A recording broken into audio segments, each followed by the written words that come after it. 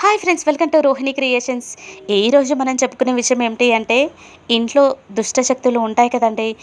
ఇంట్లో దుష్టశక్తులని పారద్రోలే శక్తివంతమైన పరిహారాల గురించి మనం ఈరోజు చెప్పుకుందామండి.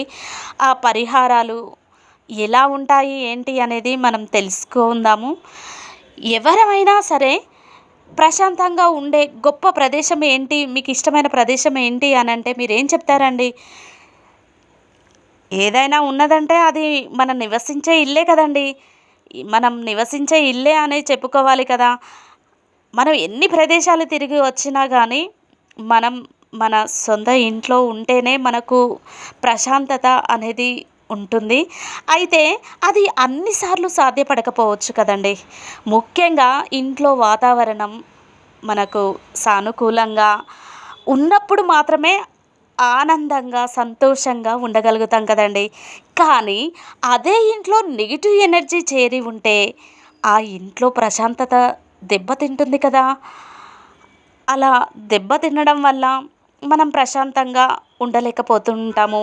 ఈ నెగెటివ్ ఎనర్జీనే దుష్టశక్తి అని అంటారు. అలాగే ప్రతికూల శక్తి, చెడు శక్తి, నరకారాత్మక శక్తి, ఇలా రకరకాల పేర్లతో పిలుస్తూ ఉంటారు కదా!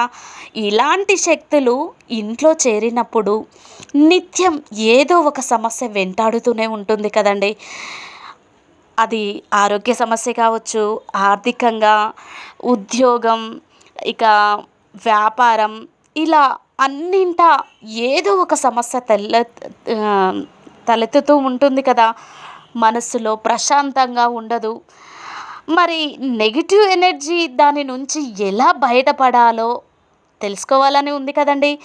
తెలుసుకోవాలి అంటే ముందుగా చేయవలసింది ఈ వీడియోని చివరి వరకు చూస్తే మీకు పూర్తిగా అర్థమవుతుంది. మధ్యలో స్కిప్ అయితే అస్సలు అర్థం కాదండి.